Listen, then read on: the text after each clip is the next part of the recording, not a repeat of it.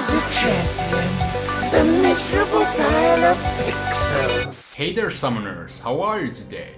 This time we'll take a look at the AD carries that I think have the best potential for Summoner's Rift and for the Season 5. As compared to mid laners though, there aren't that many ADC champions to talk about, but despite that, let's see which Marksman takes the cake this time. My name is Hepodix and hope you enjoy the video. Noxians. I hate those guys. Ezreal is a fun to play champion that has been always a bit questionable in terms of role, whether he should be in the mid as AP caster or just regular ADC for the bottom lane, and quite honestly both works fine. But still, despite the delicious AP ratios on his spells, Ezreal is more suitable in the end for bottom lane, as you provide fun mechanics into the game when you have to skill shot every single one of your 4 abilities.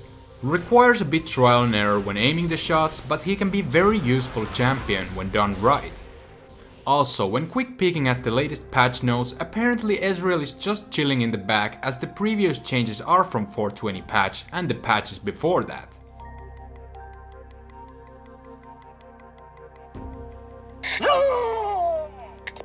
Corki is the daring bombardier who also has high ability power scaling, even despite the fact he's an AD carry. Corki's kit consists decent poking with phosphorus bomb and missile barrage, while Valkyrie lets you fly in or away and Gatling gun shreds away the enemy's armor while dealing physical damage. It all sounds very mixed up in terms of damage and all, and even gets a bit bizarre when the players go as far as buy sorcerer's shoes for Corki all the time. I thought that the magic penetration is for mages and stuff, but apparently not, as I personally think Riot should adjust the magic ratios on Corki, so players will buy the Berserker's Greaves once again. Despite that, there are not many recent patch notes to talk about, besides the mana cost increase on Valkyrie, which is a small survival letdown. Double kill.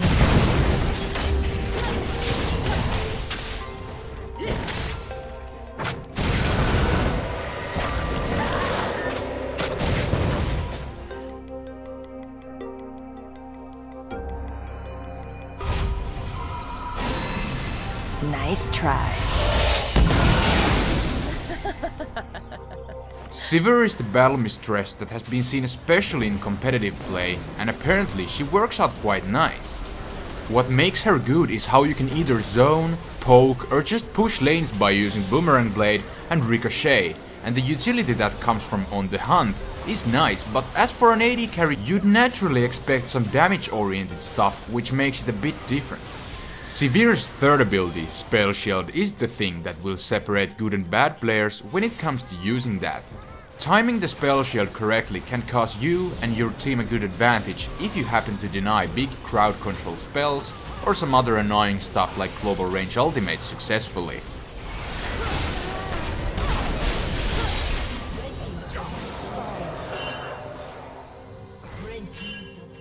And lastly, quick look at the patch notes, as you can see that she hasn't got any recent changes either, and in my opinion Sivir is just fine as she is currently.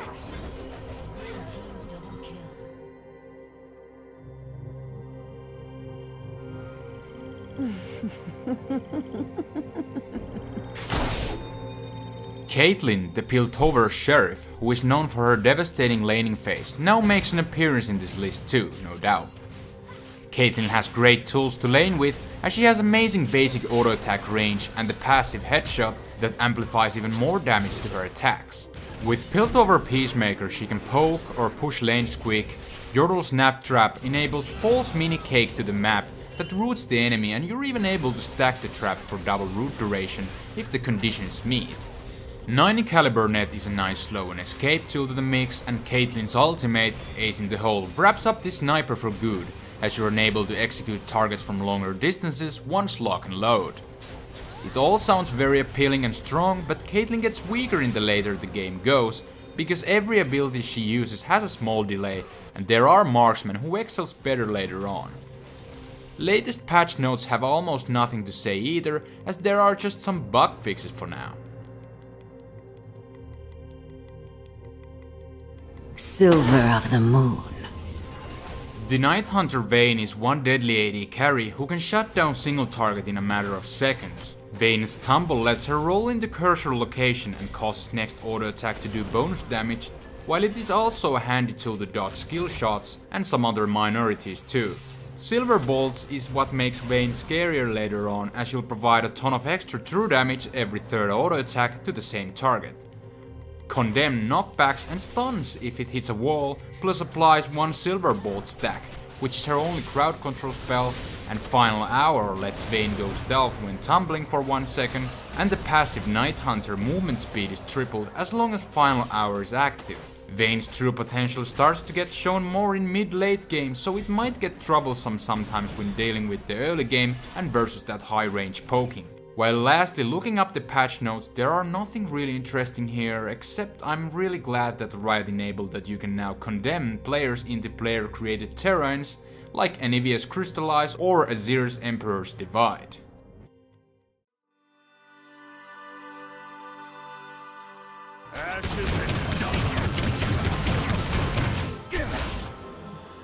Lucian the Purifier is a high mobile marksman who is still one of the strongest around. His laning phase is quite strong, as you're able to harass enemies by using piercing light, as it even hits through minions that comes down very useful. Ardent Blaze and the Calling are also very powerful damage tools, while Relentless Pursuit lets you reposition or dash through walls if necessary. But what makes Lucian really stand out is how you're enabled to double shoot thanks to his passive Light Slinger that triggers whenever you use any of his 4 abilities. Even though the second hit isn't as strong as the main attack, you're able to dish out devastating damage when rotating as many Light Slingers to your combo as possible. Riot adjusted the Lucian's damage values back in end of Season 4, and it's understandable because he used to be broken as hell, especially that zero cost Relentless Pursuit was ridiculously OP, good thing it has some mana cost put back there.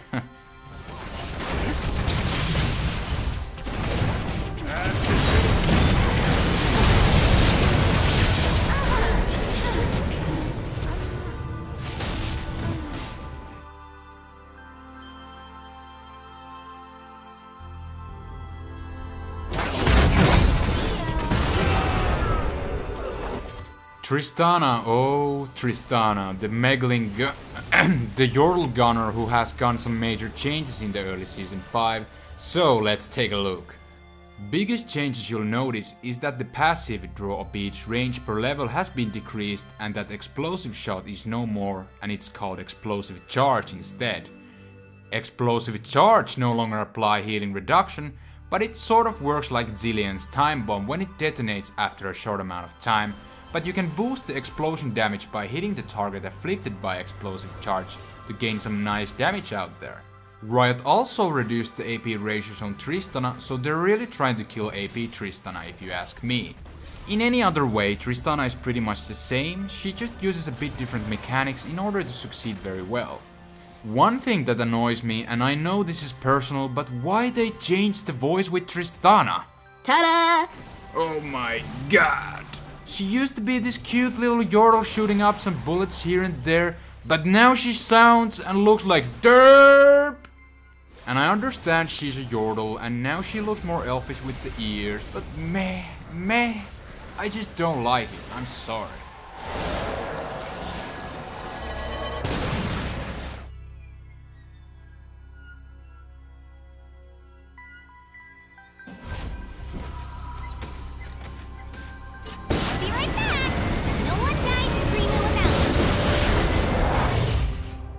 Jinx the Loose Cannon is a versatile marksman who's known for her arsenal of eclectic weapons. Jinx is able to deal a lot of burst damage with both Zap and Super Mega Death Rocket, while Flame Chompers roots the enemy and keeps them placed for a while. With Switcheroo, Jinx has 2 auto attack stances, Pow Pow that focuses single target and grants attack speed, and Fishbones that has higher range, full damage splash function, but it costs some mana per attack. But what really makes the Fishbone stance amazing later on is that whenever you critical strike with Jinx, the splash damage will critical strike all the targets simultaneously, so if the enemy is going to stack a lot, it's easy cake for Jinx to take care of. Finally, when looking up the latest patch notes, there are nothing that fancy here except that the Switcheroo will display the current stance instead of the stance she would enter upon activation.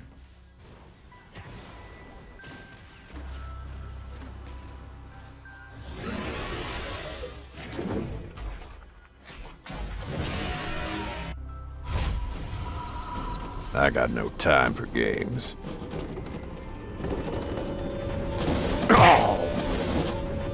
Graves the Outlaw is also a marksman who is known for his very high burst output.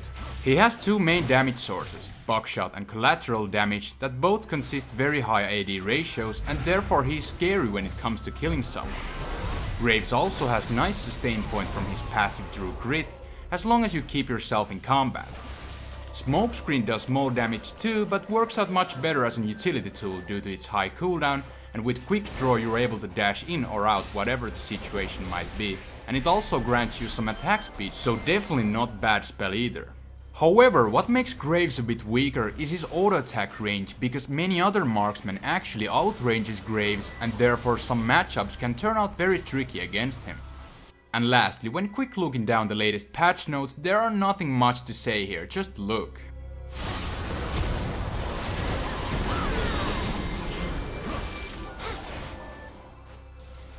But before we seek out the best ADC for Season 5, let's quickly take a look at some of the honorable ADC mentions.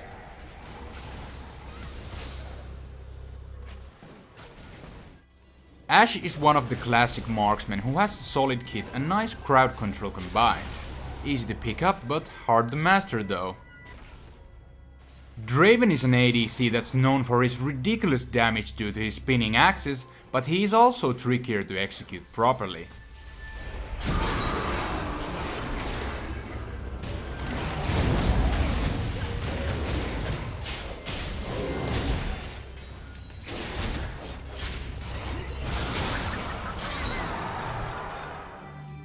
Kog'Maw is known for his big range via Bio-Arcane Barrage and the hybrid damage he can execute.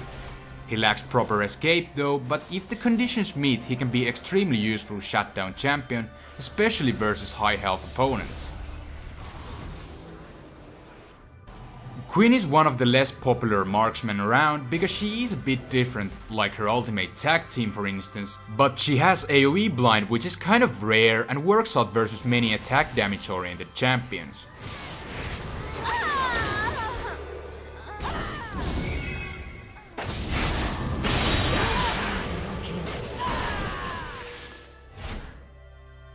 Twitch is the sneaky stealth marksman who can excel extreme plays within right conditions, but usually he requires good position in order to succeed well.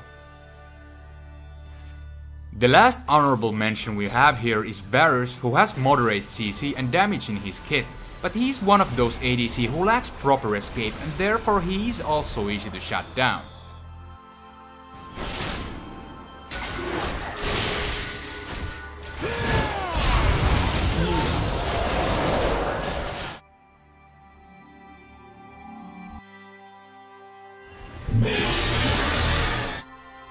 We are vengeance. Kalista is the newest marksman in the table, at least up to patch 5.5, who has been dominating the Summoner's Rift ever since its release. She is a marksman who cooperates with her soulbound buddy, who is support most likely, to deal substantial damage.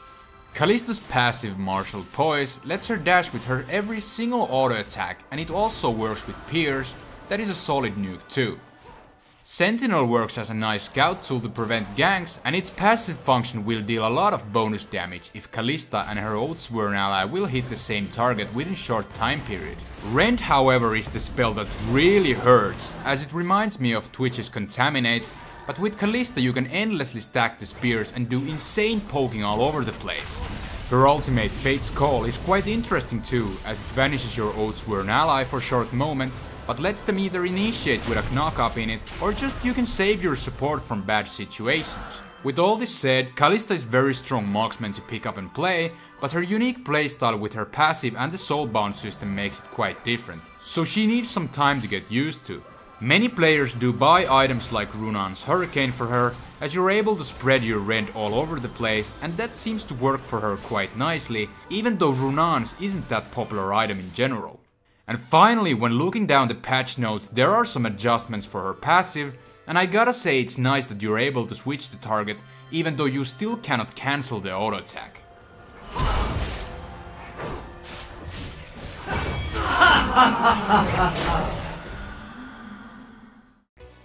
Alright, so that's about it for the top 10 Season 5 AD Carry Champions video. Hope you enjoyed. Please rate, comment and subscribe if you haven't yet for my weekly LoL and other gaming videos to come.